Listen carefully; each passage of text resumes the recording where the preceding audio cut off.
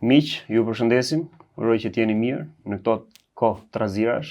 Është shumë e rëndësishme që t'jemi pranë njëri tjetrit dhe të gjehet gjua e komunikimit dhe tolerancës për situata të ndryshme që po përshkallëzojnë dhe po marrin ritme shumë të shpejta për të ndryshuar, le të themi, edhe rendin botror. Flitet se jemi në prag të luftës së tretë botërore dhe me shumë gjasa, shumë njerëz më parë e konsiderojnë si diçka shumë të largët dhe ndoshta nuk e besonin fare. Sot kemi juristin e mirënjohur, mik tuaj tashmë, prej shumë kohësh, me fjalën e tij, unë e vlerësoj shumë në linjën që ndjek dhe uroj që na sjellë diçka krejt ndryshe nga ajo se çka dëgjojmë, le të themi atë për masën e madhe të dozës që hidhet për të ushqyer, le të themi, këtë lloj lufte. Zoti Romeo, të falenderoj shumë për prezencën dhe kohën që na jepni për të na sjellë diçka dhe fjalën tuaj dhe pse jo që është më shumë se sa, le të themi, pjesë diplomacisë dhe politikës, por që afrohet më shumë tek njerëzit. Kjo është ajo që unë vlerësoj shumë tek ti. Faleminderit. Bota po duket sikur po përshkallëzon në një luftë të tretë botërore. A jemi në luftën e tretë botërore? A ka nisur tashmë? Fakti që problemet e brendshme po dalin në plan të dytë në Shqipëri, ne nuk po takohemi sot, është era parë që po e ndrojmë temën, nuk po merrem me hallet tona, po shohim zhvillime ndërkombëtare që sigurisht kanë ndikim edhe për ne Shqipërinë. Mbase edhe vendimtar për problemet tona të brendshme.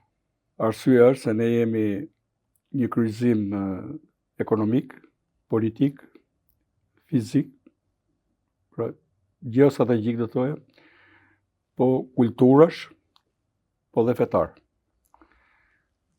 Dhe duke qenë që konfliktet përgjithsisht janë konflikte për pushtet, për hegemonizëm, për rritje ndikimi, por gjithmonë kanë dhe flamurit nacional, racor, fetar, disa raste kulturore, dhe kështu që mendoj që jemi në një rizgjim zinxhir, pra gjithmonë kemi pasur konflikte diku aty në botë, në zonat përcaktuara qartë, dhe sot nuk janë më qartë, ne do t'i përmendim, aq sa na jep mundësi ky program. Por sot edhe kontrolloheshin nga funksionante edhe qeveria e madhe botërore, apo OKB-ja që kemi thënë, edhe levat e saj, organizimet ndryshme, janë vënë deri diku në zbatim konventat. Pra le të themi ka qenë konflikte të hapura, por të rrethura ndoshta edhe në kontrollin e OKB-s ose sot shohim de facto një rënje të rendit botëror, dalje nga loja e OKB-s dhe konfliktet duke u zgjatur shumë kanë nxitur njëri tjetrin për të shfaqur, për të kurajuar. Pra nuk ka pas inkurajim deri dje një konflikt për dalë në sipërfaqe, sidomos konflikti në Ukrainë ka inkurajuar shumë konflikte tjera. Dhe ka ndryshuar qasjen. Nëse kanë qenë palët të matura mirë që të mos dalin hapur për qëllimet e tyre territoriale apo diçka tjetër, që shkelte parimet e ligjit ndërkombëtar, që është shumë i rëndësishëm, dhe që na mban bashk si bashkësi ndërkombëtare, sovranitetet e tjerë, tashmë shoh që u lejua për një kohë gjatë ai konflikt dhe ka prodhuar pasoja mbas pakthim. Mendoj që mbas vitit 1990 Amerika u përcaktua si superfuqia e vetme në botë, ka pas një lloj qetësie për hir vërtetës, se kur ka një person që bën ligjin qoftë në mënyrë pa drejtë, nuk po hy në thelb drejtësisë ose jo, ka një rregull. Tani kemi në dukje, po dhe de facto, dhe nga ana ekonomike, rilindjen e fuqive të reja që duan të ripërcaktojnë rolin e tyre në botë. Dhe nga një botë unipolare, ta kthejnë në botë multipolare. Në dukje kemi 3 fuqi të mëdha ushtarake, Amerikën, Kinën dhe Rusinë. Besoj është detyrë e këtij komuniteti evropian të rikthehet sa më shpejt si fuqi përcaktuese ushtarake, jo vetëm ekonomike. Pastaj kemi dhe rilindjen e kampeve të reja ekonomike si BRICS-i, i cili shumë shpejt mund përmbushi këtë kapacitetin e 40% të GDP-s botërore, dhe që do të konkurojë këto bloqet ekonomike që ka qenë përcaktuara këtu e shumë vite më parë, pra edhe mund shoqërohet edhe me që ka brenda sidomos Kinën edhe Rusinë, po edhe vende tjera si Brazili, Indinë e tjerë, do shoqërohet padyshim edhe me aleancat ushtarake përkatëse. Konkretisht tani në luftën midis Izraelit dhe Iranit, pra është hapur një tjetër vatër lufte. Ju e thatë që kanë qenë, por nëpërmjet kontrollit të rendit botëror dhe OKB-s e tjerë dhe NATO-s, sot shohim që po hapen vatra të reja. Si e shohim? Si e shihni këtë gjendje tani? Unë e shoh që u inkurajuar nga konflikti në Ukrainë. Po të shohim zhvillimin e quajtur të revolucionit iranian, ka pasur në doktrinë e tij kundërshtimin e dy superfuqive, edhe të Amerikës, edhe të Bashkimit Sovjetik kohës edhe Rusisë më pas. Në konfliktin në Ukrainë, që për mua është një agresion i pastër, dhe ne kemi bërë shumë mirë që kemi mbajtur krahun si shtet, se ka njerëz që ju flerë mendjat e nostalgjia sovjetike. Irani ka mbajtur qëndrime, domethënë, në kundërshtim me vetë doktrinën e tij. Pra, tregon që ka vepruar si një shtet që do hegemoni, luan me konfliktet, të shtrin ndikimin e tij, por të mos harrojmë që një pjesë e madhe e Ukrainës dhe një pjesë e madhe e rikthimit të iniciativës në fushën e luftës pro-Rusisë, e cila për i vërtetës ka përparime, po jo të dukshme, në këtë moment, ka qenë nga ndihma vendimtare iraniane me dronët që kanë furnizuar, domethënë, Shahab e tjerë.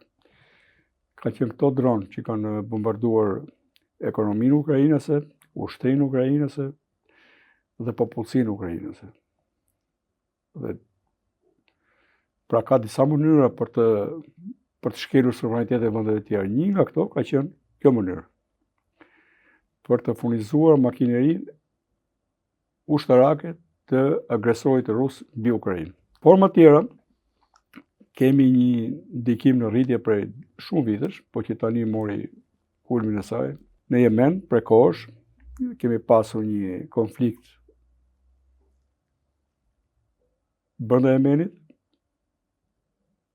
ku fiset Houthi, aty konflikti është sa fetar, aq edhe tribal, rrëzuan presidentin, i cili mbështeti nga Arabia Saudite dhe nga krahu sunit i besimit islam. U krijua me në krye Arabin një koalicion për të rikthyer presidentin e tyre, por me suportin e fuqishëm iranian, sidomos të dronëve edhe të raketave. Ky koalicion pothuaj humbi, ka dalë në mënyrë të butë nga loja, domethënë, Arabia Saudite, por e humbur, bile dhe ekonomia saj. Janë shkatëruar një sër interesesh ekonomike në atë moment, edhe Aramco si firma nga më të mëdha në lidhje me përpunimin me nxjerrjen dhe përpunimin e karburantit për naftës. Dhe ka detyruar që pjesa veriore sot e vendit dhe një pjesë e porteve të jenë në ndikimin e tij dhe të jetë një faktor kyç në ngushticën që e ndan me Xhibutin. Pra është një ngushticë rreth 20 kilometra, por të kontrollojë mirë edhe trafikun ujor në detin e Kuq. Pra bëhet një lojtar kyç në atë lojë. Kështu kemi fuqizimin e ndikimit iranian në pjesën shqite të Irakut, pas pushtimit që u bë nga Shtetet e Bashkuara dhe koalicioni. Është rritur ky ndikim. Qeveria në Bagdad mbahet gjithmonë në presionin e forcave pro-iraniane, po kështu në Siri, dhe vetëm tani vonë qeveria e siriane ka prerë pothuaj përfundimisht marrëdhënie me Iranin dhe nuk i lejon mbështetësit iranian të udhëtojnë Siri. Po kështu në Liban me Hezbollah dhe në fund fare me Hamasin dhe Xhihadin Islamik. Pra kemi një zonë përcaktuar nga Irani, ka dhe ndikime në Afganistan, në mënyrë pa të diskutueshme, në një pjesë të Pakistanit, ku ka qenë i lirë dhe veproi në një kuptim edhe me qeverinë pakistaneze, për goditur grupet që cënonin interesat iraniane. Pra u kthye de facto në një fuqi rajonale. Pra është një luftë pushtetesh, pra kush zgjerohet më shumë. Mua është luftë pushtetesh. Është përdorur pjesa fetare e shizmit, po për mua është luftë pushtetesh. Tani flaka gjithë i konflikti, kemi retorikë të përhershme, konstante të shtetit iranian për zhdukjen, nuk e ka njohur kur ekzistencën e Izraelit dhe për zhdukjen e këtij shteti, edhe me premtimin se me forma konvencionale apo bërthamore, por si duket këto bërthamoret janë më shqetësuese dhe programi që si duket po shkon drejt fundit. A mos ishte kjo arsyeja që nisi tani lufta? Unë besoj se po. Megjithatë, flakën e dha ai sulmi 7 tetorit të para 2 viteve, ku besoj, prandaj lidh me konfliktin në Ukrainë, unë gjithmonë e kam parë kështu, mirë kuptim, me nxitje, pa nxitje, bashkëpunim ose jo, po gjithmonë ka një koherencë me konfliktin në Ukrainë.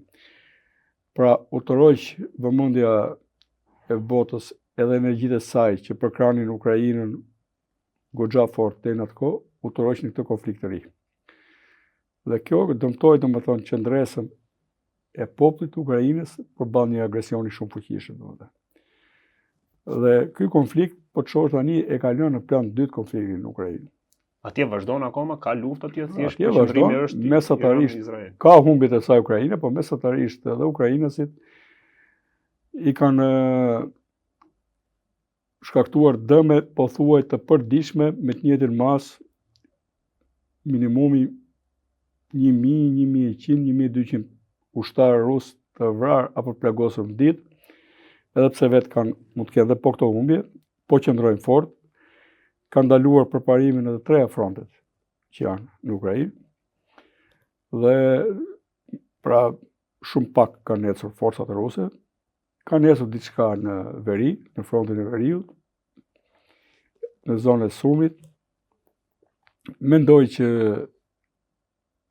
ata atje po luftojnë për atë që vetë OKB-ja e quan të papranueshme me edhe ligjin ndërkombëtar.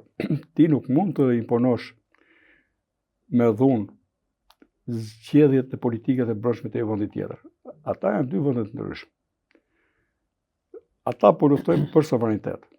Ata duan si popull të jetojnë në këtë formë dhe kanë pasjetuar dikur dhe në perandorinë austro-hungareze. Pjesa e Galicisë ka qenë pjesë e perandorisë austro-hungareze. Kanë jetuar si europian. Bashkëjetuan me rusët, nuk e ka përdin dot, nuk e pranojnë dot atë mënyrë jetese, popujt kanë të drejtë të vendosin. Dhe kjo është në parimin e politikave moderne me cilën ka gjetur paqe bota deri më sot, kur janë respektuar. Sidomos mbas vitit 1920 me parimet e mëdha që në konferencën e Versailles i mbolli dhe i përkrau për herë të parë presidenti Wilson. Pra ata po luftojnë atje realisht edhe për ne, për popujt tjerë europian. Po sidomos dhe për ne në Ballkan që jemi shumë afër.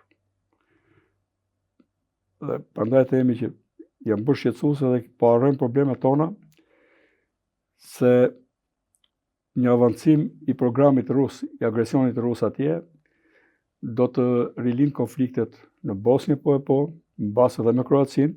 Jo më kot kemi edhe një aleancë shumë të mirëpritur me Kroacinë në fushën ushtarake, që ka shqetësuar qarqet ndryshme shovinisë serbe.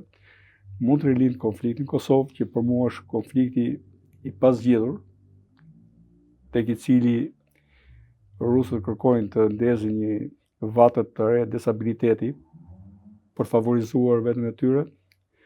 Mund të kemi konflikte në Maqedoninë e Veriut, mbas edhe një pjesë të Maritzi, ku politikat për ruse dhe për serbe janë prap me ndikim jo të vogël, por një të kohë ne si vend po na dallojnë si një vend që jemi lojtar kyç tani në stabilitetin Ballkan, dhe e shoh që në të ardhmen Durrësi do të jetë një pikë e fortë për të mbështetur të gjithë front lufte në lindje, po që është shtrihet nga Veriu tani në Ukrainë deri poshtë në Izrael, Palestinë, po mbas edhe në Afrikën e Veriut, ku kemi vatra të tjera konflikti që janë lënë deri diku pezu si në Libi, që është me 2 qeveri, qeverinë e Tripolit dhe qeverinë tjetër në Bengaz, të gjeneral Haftarit. Dhe mendoj që të gjitha këto na japin një prioritet që edhe pse nuk i kemi përmbushur gjitha kushtet, shumë shpejt për hir të stabilitetit, ne mund të pranohemi në familjen europiane dhe do të ishte një zgjidhje afatgjatë për ta çuar paktën ta vëmë rrullin e duhur të ardhmen tonë. Ne kemi, po e shohim që ne kemi mentalitet të parafort, po thuj të njëjtë me familjen europiane për të jetuar. Mund të jetojmë mbase si Malezi për shembull. Kjo është vend që ka një lloj zhvillimi etj. Ne kemi këtë mentalitet, i përkasim kësaj kulture, kësaj mënyre të jetuarit, punuarit etj. Jemi shtrirë, jo më kot dhe gjithë emigracioni, dikur në kohën e Perandorisë Osmane ka qenë në lindje, shtrije nga Ukraina deri në Egjipt dhe bile dhe në Yemen. Kemi familje shqiptare të vjetra që kanë vajt me nizame dhe forma tjera emigracioni. Sot e kemi në perëndim. Pra, vokacioni ynë është këtej. Ne duam të jetojmë si perëndimor, me rregullat pastra demokracie, që fatkeqësisht nuk e kemi instaluar si duhet në Shqipëri, me sundim ligji, dhe besoj do të jetë një tjetër jetë, nëse do arrijmë që Shqipërinë t'ia kthejmë shqiptarëve. Pra popull shqiptar, dhe jo manipuluesve të politikës, që politikën e bën biznes për vetë, dhe në dëm të mbi të gjitha, jo vetëm të ekonomisë të vendit tonë, po të konceptit që shqiptarët jetojnë shumë mirë, e kanë parajnë demokracisë jashtë. Besoj se kanë kaluar ato vite tranzicioni pa fund. Brezat po ndrojnë dhe brezi i ri është më i qartë se çfarë do, domethënë. Ne në vitin 90 dinim nga po iknin, nuk dinim ku po shkonin. Tani brezi i juaj edhe më të ri të jetë më të qartë. Nuk do të gënjehen gjatë nga gënjeshtarët kronik politikës që u thinjën duke gënjur, po dhe duke vjedhur këtë vend, po dhe të ardhmen në vendin njëkohësisht. Kështu që në lidhje me politikën, të paktën këtë ka bërë mirë Shqipëria, që në politikën e jashtme ka qenë korrekt, ka qenë dhe detyruar mbase për të qenë korrekt. Nuk është e lehtë të jesh korrekt në pozicionin e Shqipërisë, se ne vetëm në Ballkan kemi shumë ndikime, dhe kur flasim për ligjin ndërkombëtar dënon çdo lloj ndërhyrje politike të brendshme të një vendi për t'i tërësuar sovranitetin. Ne kemi njerëz këtu që mburren që janë me qarqet greke apo serbe. Ne jemi detyruar të kemi marrëdhënie shumë të mira me Turqinë. Është detyruar Europa, edhe vetë Amerika të krijojë partneritet, por ne kemi një pjesë të madhe të asaj popullsie është me preardhje nga ne. Po kështu marrëdhënie shumë të mira me Europën, në politikën e jashtme duhet kemi të njëjtin zë me të. Në momente të caktuara për veçoritë tona ne mund ndjekim një politikë më të avancuar se më të rregjur, se Europa ka shumë gjyra, dhe me partnerin tonë strategjik dhe më të rëndësishëm SBA, që ka qenë garant i fateve tona dhe jo vetëm i Shqipërisë, por i gjithë shqiptarëve në Ballkan deri tani SBA. Çfarë roli luan SBA-ja në këtë situatë ku ndodhemi sot, midis luftës Izrael-Iran dhe luftave të tjera që mund të përshkallëzohen, siç e thatë edhe ju pak më parë? Po, mendoj që qëndrimet e Trumpit, daljet e tij kanë qenë më të shpeshta këto kohë. Europa, si e trajton Europa? Një pjesë e madhe e europianëve, disa shtete si Spanja, Irlanda, Belgjika, kanë dalë hapur kundra Izraelit. Por unë po e vë veten tani në rolin e një njeriu që jam dikush në shtetin Izraelit. Më ndodha ajo që ndodhi në 7 tetor.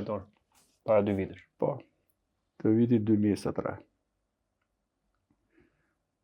Aty ka pas një koordinim që kur të plasë, do plasë gjithandej. Po të shkosh nga bregu perëndimor, të ecën të tim detit, është një rrip aty ku Izraeli ndahet në dysh, është 12 kilometra. Pra me vrap, brenda një ore mund ta bësh.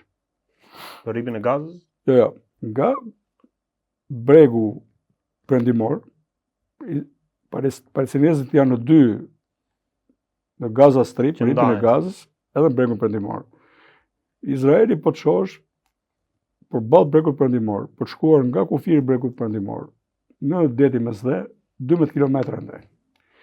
Është një vend me popullsi rreth 21.900, pra pa bërë 22.000 km2, si thuash nga Mati, nga lumi Mat deri në jug Shqipërisë, kaq. 2 herë Kosova është në sipërfaqe. Ata janë në presionin për ta zgjidhur edhe kriza e pengjeve ndikoi. Se po të ishe zgjidhur e punë, mbase nuk do të kishte një edhe terren, ideja për të marrë me Iranin. Nuk është thjesht që nga një vend aq i vogël, me popullsi të vogël, të bësh në largësi luftra të tilla të mëdha me një fuqi lokale, se Irani është një fuqi lokale. Dhe ishte përcaktuar që Amerika po të merret direkt do kishte probleme, bile do dështonte. Do dështonte Amerika me Iranin? Kështu kanë qenë parashikimet që në luftë konvencionale s'do ta kishte të lehtë. Është një vend me 1.600.000 km2, 90 milion banor, mund të ketë më tepër. Ka një relief shumë malor që ka të vështirë atë e thonë. Që mbrojtjen e lehtëson. Pra nuk është thjesht një aventurë që bën ky shtet. Izraeli në moment saktuar këto kohë të fundit ka qenë në probleme eksistencë. Dhe është ngritur një retorik qoftë nga njëri krah, pra nga krahu shit dhe sunit, retorik për mos ekzistencën e tij. Tani ky ka shumë diskutim. E drejta historike e dikujt që ka qenë këtu me drejtën historiko-biblike të tij, ne nga viti 1917 me deklaratën e Balfourit dhe vazhdo me 47 këtej, kemi një realitet që për mua do të ishte mirë të njiheshin të dy shtetet me njëri tjetrin, edhe ta mbyllin të konflikt. Nuk e pranojnë njëri tjetrin. Tani ne kemi bërë mirë si Shqipëri që nuk i kemi hedhur benzinë këtij zjarri. Pavarësisht që mund të ketë njerëz në media që flasin sikur flen për natë me Putinin ose me Ayatollahun. Ose në krahun tjetër dhe me Netanyahu. Njeriu do të jetë i drejtë. Edhe kur i bëhet padrejtësi një personi, sikur i ke bërë padrejtësi gjithë botës. Të Zotit janë, të Allahut janë, dhe lindja dhe perëndimi. Ai sulm ishte shkaku i 7 tetorit, unë jam i bindur për të punë, shkaku i këtij konflikti sot. Pra, ti si Iran nuk u more me punët e tua në vendin tënd. E të ruaje sovranitetin tënd, me pakënaqësinë që kishin mbjellë Shau, me koncesionet e mëdha, me firmat shumë komshe që i kemi edhe në Shqipëri, që marrin pasuritë s'na paguajnë asnjë lloj rente etj. Dhe dalin me fitim. Ti si vend i madh ja ktheve pasuritë vendit tënd. Po kush ta dha këtë detyrë? Se nuk ka dhunë fe. Të nxisësh konflikte pa mbarim. 360 gradë aty ku je, në atë zonë, me një largësi me një rrezë 1500 km.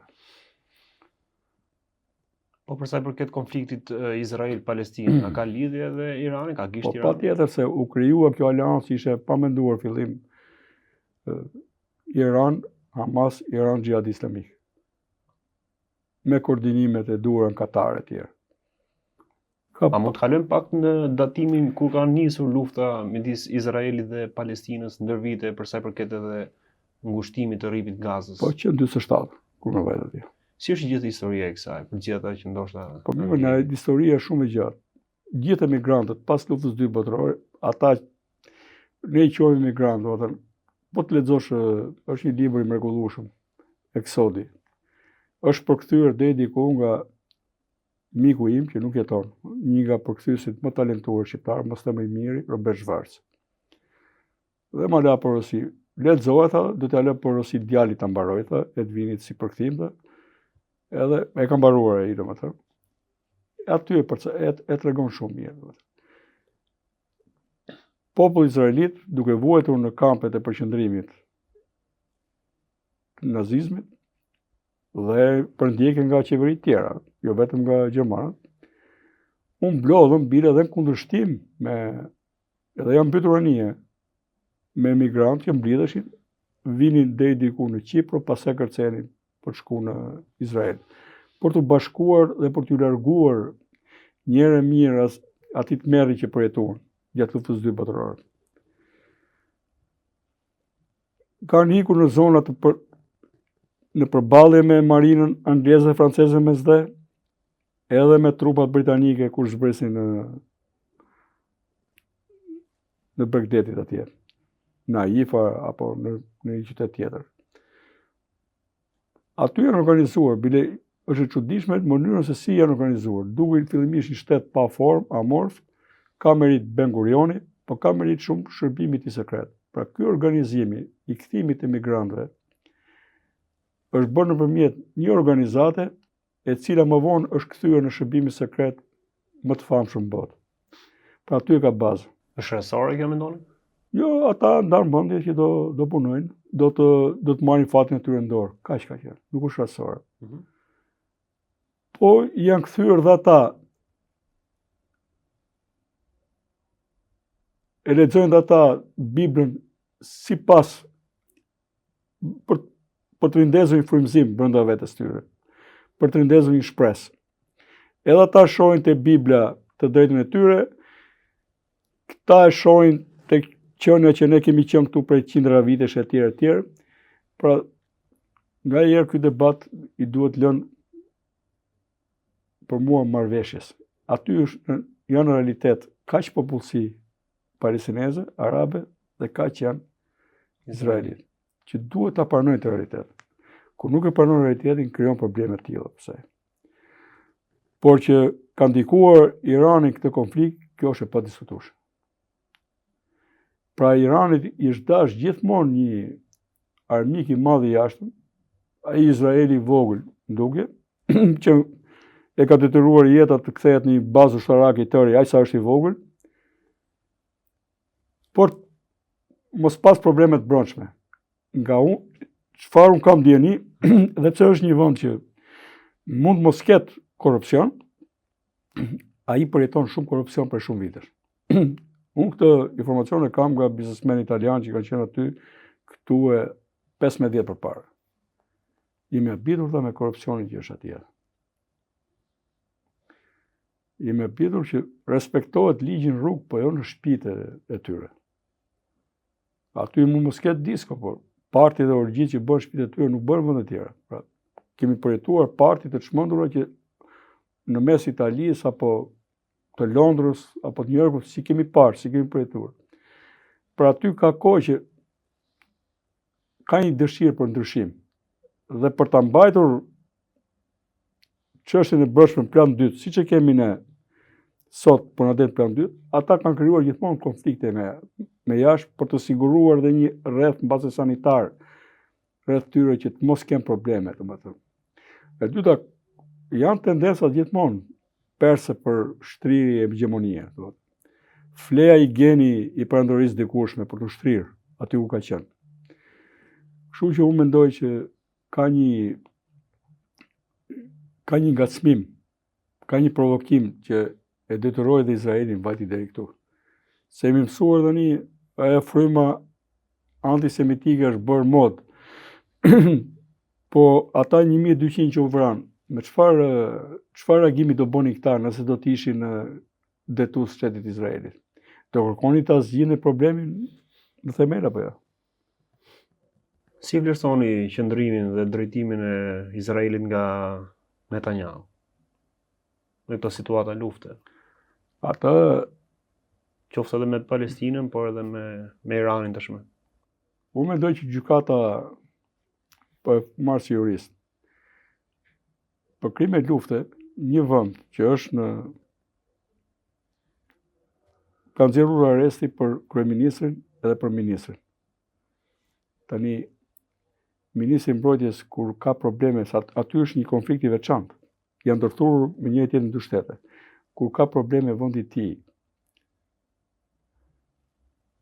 si do të ai thotë unë në vendin tim thotë. Dhe i dola për zot popullsisë time. Si do të justifikohet? Dhe më kohë u gjeti prokuror, besoj ishte nga Afrika e Jugut, që është atashuar tani BRICS-it. Pra nëse ne do të përdorim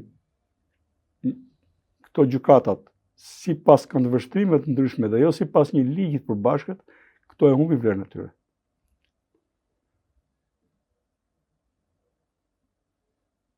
Pra, ne flasim këtu, por ato pafajshme civil që vritën në Ukrainë pse ngrem zërin. Jemi njësoj, në Krim jemi njësoj, qenie humane ne, qenie humane ukrainësi. Pse ngrem zërin? Dhe arriti puna tani që bën thirrje Putini për qetësi dhe për zgjidhje paqësore. Po ti bëj thirrje vetë, se ke mundësi ta bësh zgjidhje paqësore ty ku je. S'të mjafton domethënë 17 milion kilometër katror tokë. Kaq oreks pa fund domethënë.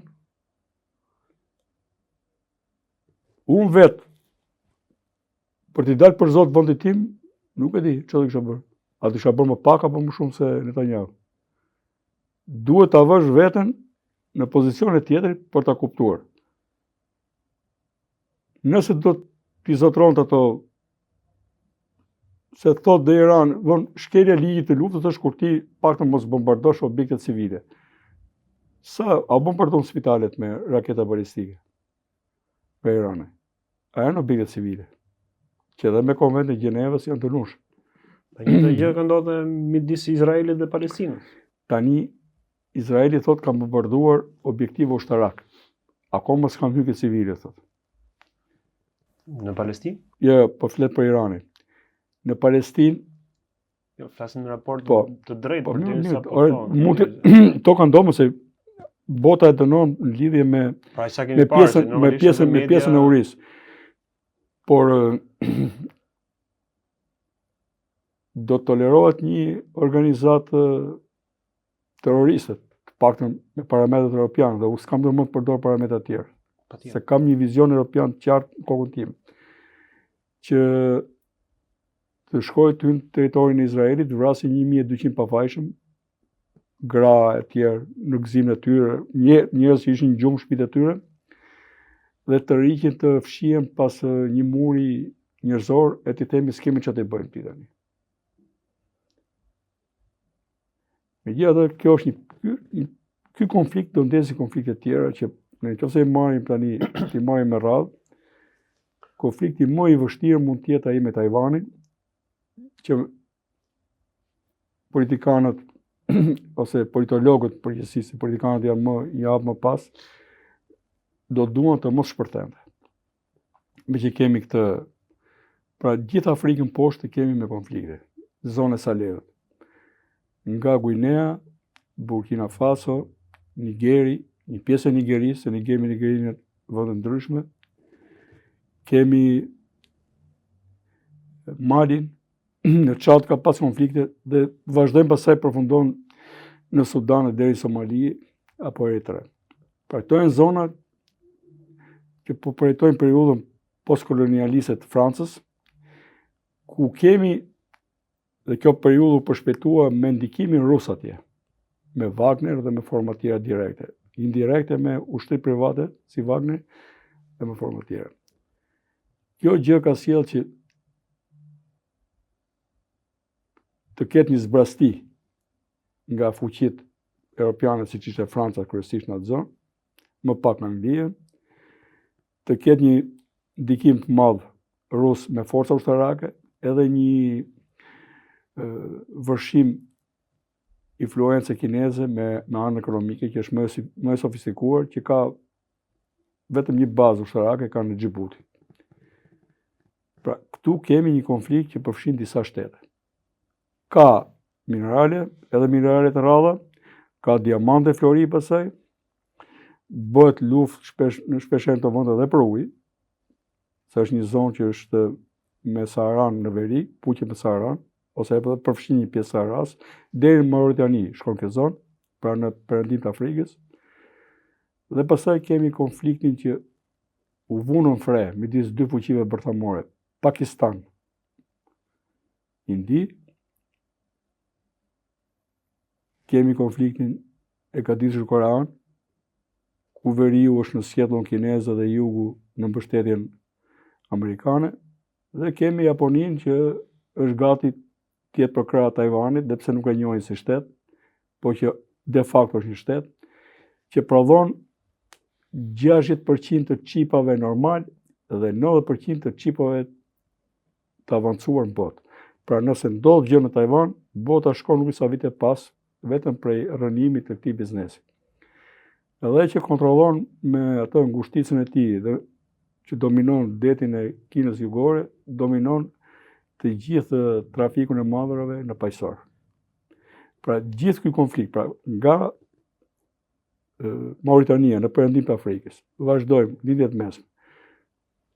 Liban, Siri, vazhdojnë drejto, Irak, Iran, Pakistan, kanë lidhje drejtoksore. Indi, Kinë deri në Kore.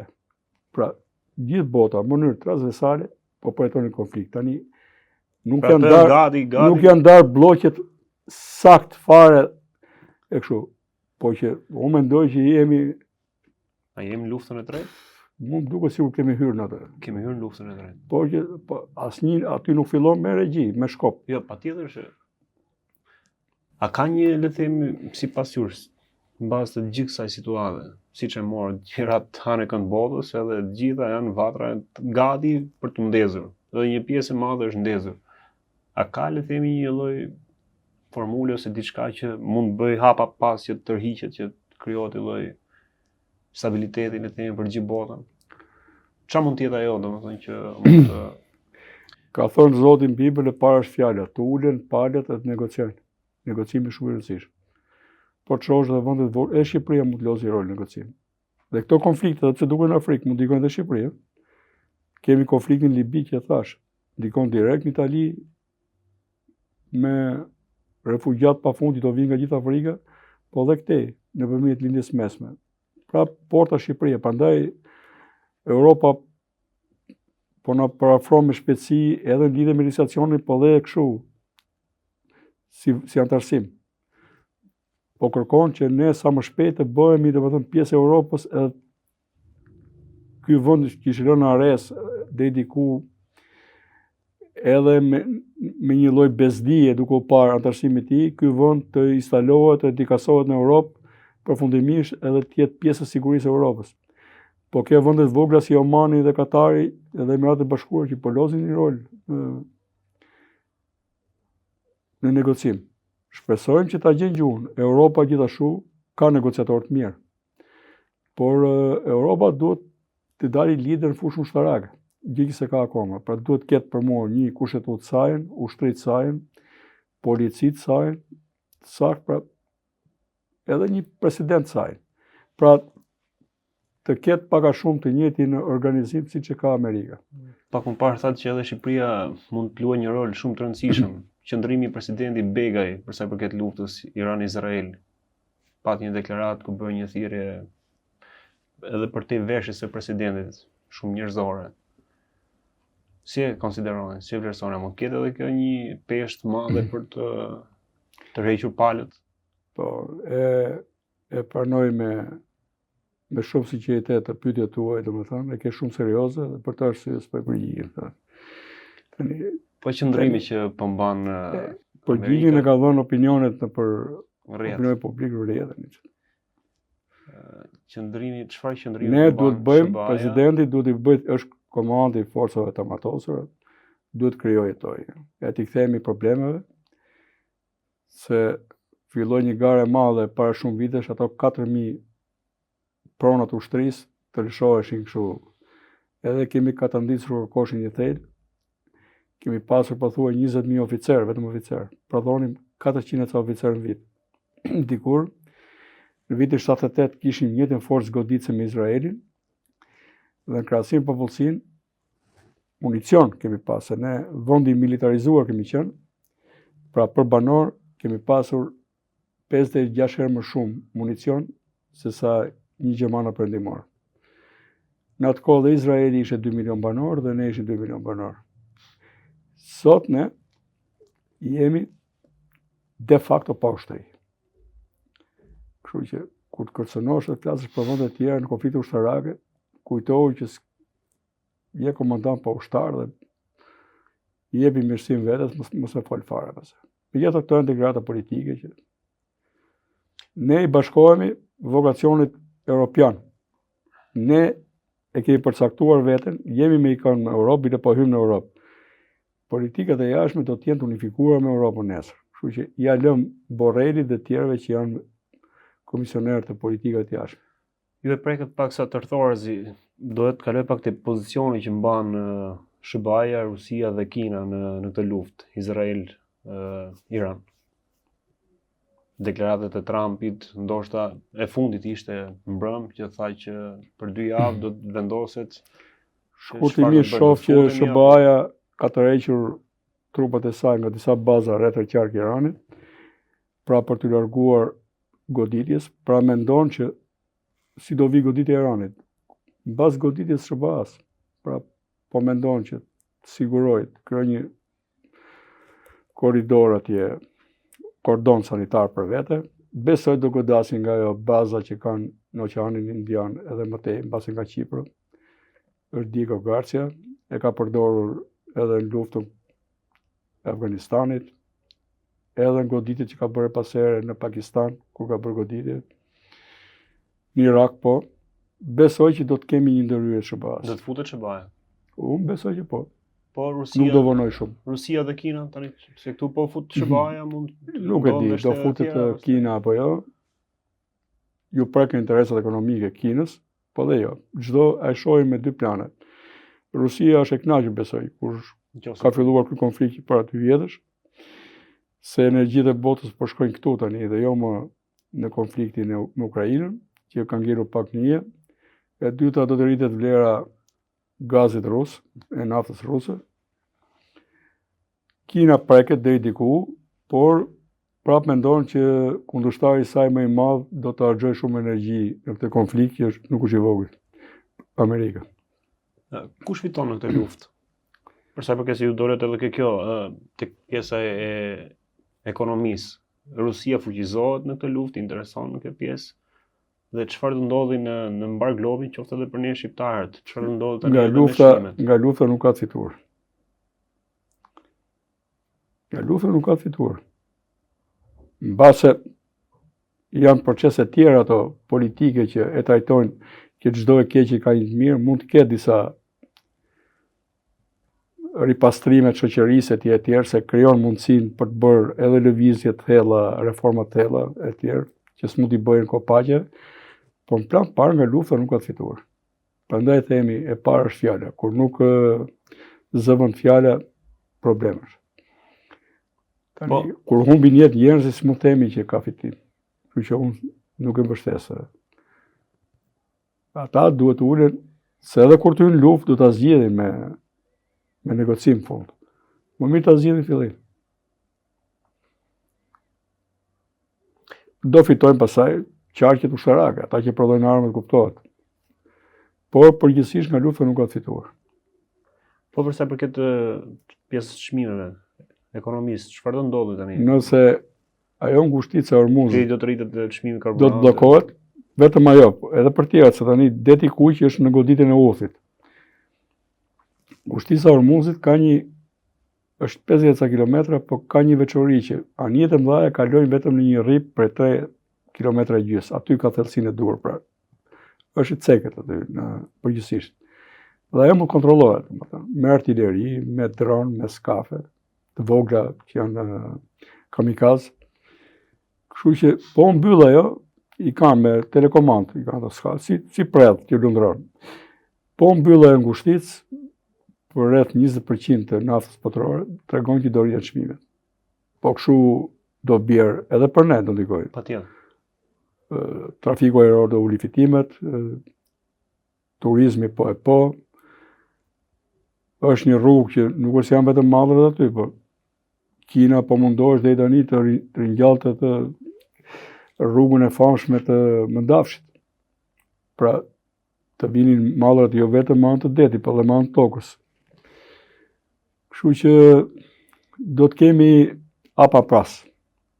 Bota po shkon për hapa pas. Lufta gjithmonë çon hapa pas. Krizë humanitare do ketë patjetër. Çmimet e artikujve jetësor do rriten patjetër. Siç kemi tani në Gaza, kemi edhe në Saleh, kemi miliona edhe në Siri sidomos. Njerëz që jetojnë në pragun e urisë.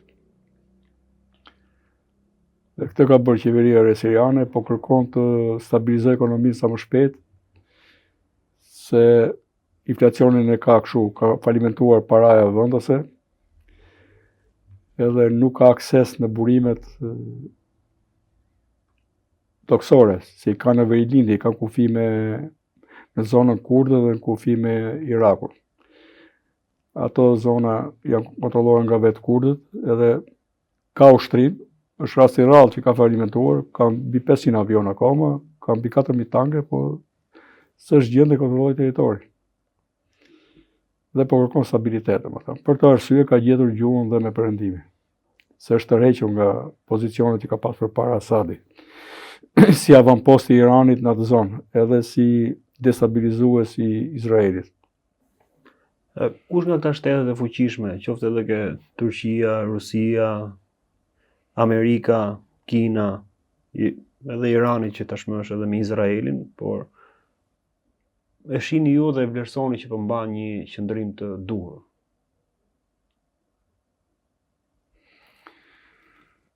Ne nuk e prekëm Turqinë, por edhe Turqia, edhe Erdoani ka mbajtur ato qëndrimet e tij dhe normalisht luan një rol të rëndësishëm edhe në këtë. Deri tani ai është më i rëndësishmi aty.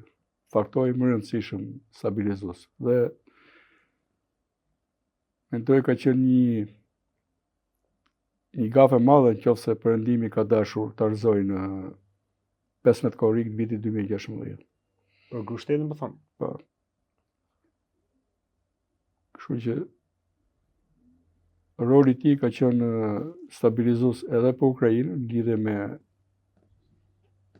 në shumë plane, po dhe ke pjesa e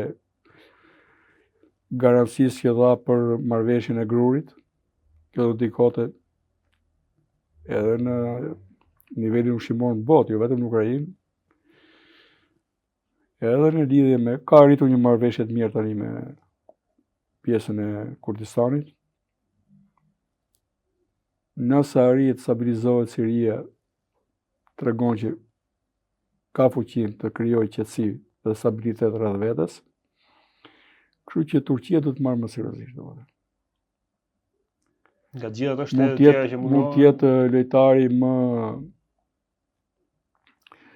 lojtari i duhur për vendosur në moment caktuar pika mbi i në atë zonë. Se sot po ikim nga një botë ku vepronte ligji ndërkombëtar, po shkojnë deri në botë ku flet më i forti. Por i themi pas në mentalitet dhe jemi rikthyer shumë shpejt. Por muesh koncepti i ligjit ndërkombëtar shifet metalli tani, edhe si pa vlerë. Pra ndërhyrjet nuk bën më me miratimin e Këshillit të Sigurimit, s'po pyet më njëri tani. kanë dalë lojtarë tani që nuk e njohin më këtë autoritet. Po kjo ka vite që u përgatit. Dhe plasi sot, asgjë nuk është produkti çastit, ka një kaluar historike. Lidhen me të hershmen, me historinë normalisht. Cilën nga këto shtete ka, le të themi, fuqinë më të madhe të qoftë edhe të ushtrisë edhe të forcave tjera që mund të kenë, por edhe në rastin e bombave bërthamore. Tani, bomba bërthamore ka mjaftuar këta për t'i hapur probleme fatale një tjetrit. Mos shkojmë aty do. Më pak bomba ka Pakistani, India, edhe Izraeli, Britania dhe Franca, por jam mjaftuar për ato që kanë Amerika, edhe këto vende që thash. Rusia dhe Kina jam mjaftuar për të vënë kapakun se puna. Në media shohim që për sa i përket Iranit, që një pjesë e mbajnë qëndrimin ose atë siç ka thonë deklaratat e shtetit Iranit dhe krerët e këtij shteti, që ne kemi bombën, ndërkohë një palë tjetër thotë që ata nuk e kanë, por thjesht ne po futemi që mos ta realizojnë këtë, se po e realizuan do të ketë një shkatrim. Po, nuk e di e kanë apo se kanë, se nuk jam konspiracionist që kur flet gjumë vinë shpallit nga Irani, e kanë apo se kanë. Ose abuzojnë që unë e di këtë, po nuk e thonë, po mirë tani hajde të rreqim shikues tani dhe themi diçka. Pa ne themi flasim non-fiction, jo fiction. Ne do të bëjmë thrill tani para opinionit. Ajo që ka rëndësi është që nëse unë të them ty si person, shiko ti, sa po unë bëj parate, bëj armë, shive që do të bëj unë, ti do të zhduk me familje. Çfarë do bësh ti? Edhe të 30-40 vjet, ka 47 vjet, do të zhduk i thot Izraelit. Edhe në fund fare i çon dhe ata aty në shtëpitë tyre. Hamase këto uthi me raketa e nga Siria e kanë gjithë me raketa, nga Libani e Hezbollahu etj. Tani çfarë do bësh? Ti do luftosh për ekzistencë. Ka që thjesht. Por tani ti të mos jetosh se je izraeliti, domethënë. Këta të jetojnë. Tani do ecim politika racore ne, do dalin fare nga binarët. Tani ka tërkohën që provokon. Tani ky sulm izraelit, a është parandalues për ekzistencën e vet apo jo? Zdo të thotë se ti ke bombë dhe ke drejt. Për ta mbyllur tani edhe për atë siç ka këtu ku jemi ne edhe në Shqipëri, siç e thatë edhe ju në fillim të kësaj bisede, që po harrojmë hallet tona, po harrojmë atë se çka po ndodh në Shqipëri. Jo, po edhe këto janë hallet tona. Patjetër diskutohet, por duket se kur edhe ata siç ka janë këtu në krye në Shqipëri po përfitojnë nga rasti për të marrë dhe kohën e tyre për nesër. Ata kanë përfituar, kush është në krye me pa drejt. Pra ai që është në krye pa drejt i bie sullimtar. Sullimtari gjithmonë ka poshtë këmbëve të tij qafën e një të nështruari. Sa ai njeri që pajtohet me padrejtësinë që bëhet atij, është dakord është i kontratë me eshtje, është dakord me atë sullimtarin. Ço të tregon ky shtet i vogël Izraelit, nuk pyet për të mëdhej. As 2 milion banor nuk ishte në 67-ën. U përball me Sirin, me Jordanin, me Egjiptin edhe me forca tjera, parisht po i llogarizim. Ço do bë probleme, e kanë frikë. A do të jetë një shembull për ne shqiptarët, për popullin shqiptar? Patjetër, mund të jetë shumë më i mirë. E gjithë bota po ushqehet me këto informacione, luftë kudo. Ndoshta një Jo, unë e kam kështu organike, nuk jam ushqyer kështu. I kam ndjekur politikën e jashtme, dikur kanë qenë se gazeta që faqen 4, pas para 90-s, kishin vetëm lajme nga jashtë. Pa to merret gazeta pas gjë tjetër. Vetëm për atë. Po, mori.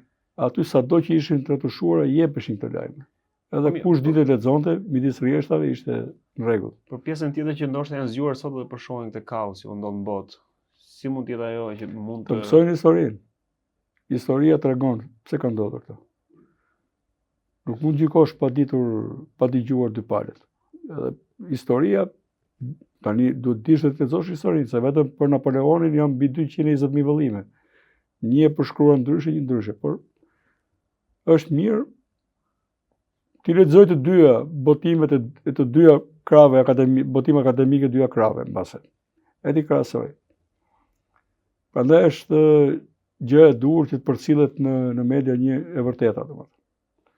Jo me pasionin. Unë mund ta kem dhe unë të njëjtën, unë kam një vokacion timin që propëndimor, po mendoj që këta perëndim kanë qenë deri tani me parimet e ndërkombëtare, nuk ka qenë lindja.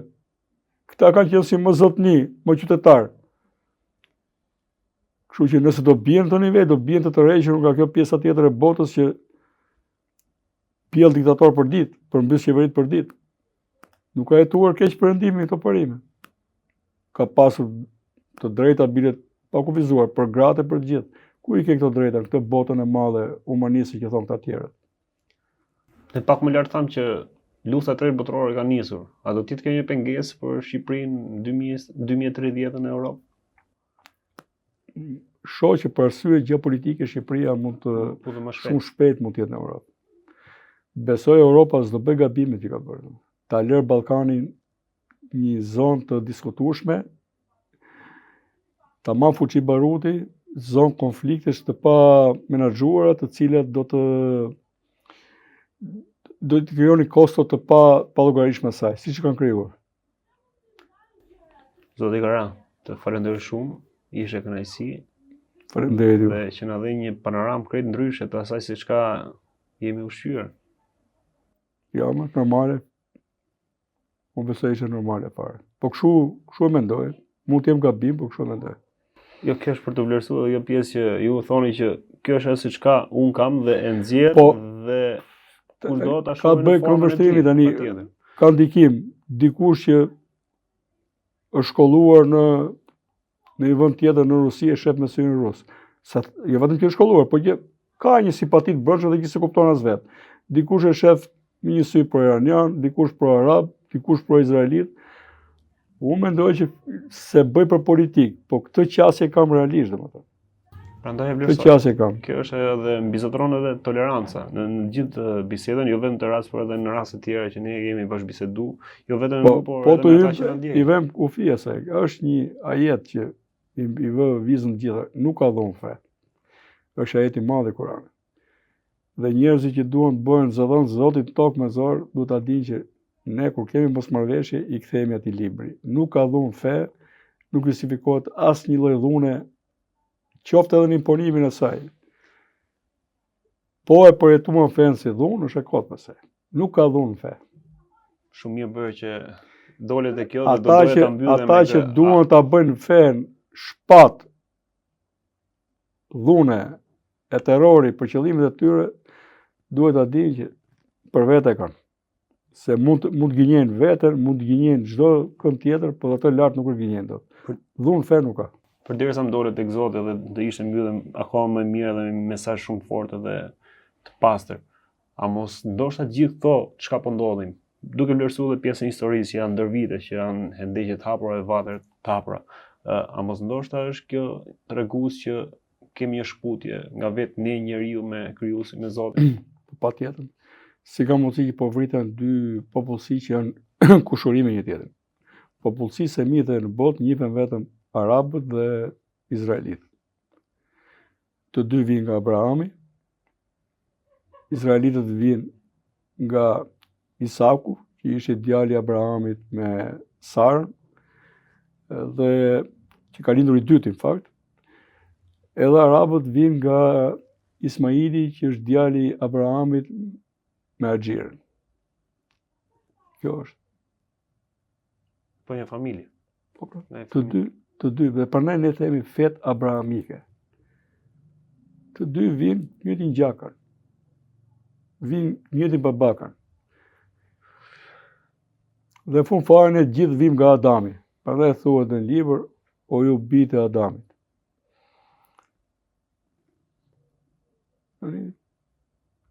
Po ta shohësh tani edhe me konfliktet që mund të kemi çdo kush nga ne në familjet tona, normalisht kjo është ajo që përcillet me degët që përhapet, që sot ne i themi botë, pra, është një familje, është një stre për gjithë njerëzorët. për gjithë ata 8 miliard që thonë që ka shkuar bota sot dhe që dalin në nivele të tjera që jo duan të taksojnë. Çdo kush ka drejtat e tij që nga momenti që ka lindur. Këtë e ka sanksionuar OKB-ja pasi ka menduar gjatë. Pastaj pse i humb të drejta unë përballë teje pse ti je francez dhe unë jam albanez. Janë të drejta që ne i fitojmë vetëm pse ekzistojmë, si qenie njerëzore. Ne këtu në Shqipëri mundohem të heqim drejta tjetër. Pse jam unë i këtij fisi, pse jam unë nga ky qytet, pse jam unë i kësaj partie, pse unë i përkas këtij lidrit, pse unë kam të gangsteri shok. Ose unë kam këtë fe dhe ti s'ka të fe. Zoti im më mirë se Zoti yt në kohë që është ndryshe. Të paktën të ikim nga kjo idhujtaria politike dhe se kemi bërë kaq shumë shok Zotit se do ta çmenim dhe Zotin e ditë. Së çudit japim dhe mend Zotit. Besoj se kemi arritur edhe këto ditë. Është e frikshme edhe ta pranojmë ta themi, por kam vështirësi që edhe ka raste. Do t'i kthehemi vetes, t'i kthehemi dhe atij që na ka krijuar dhe t'i kthehemi të vërtetës dhe tolerancës, siç e nisa edhe në fillim. Të falenderoj edhe një herë. Ishte kënaqësi dhe është gjithmonë kënaqësi kur dëgjoj nga ju. Faleminderit.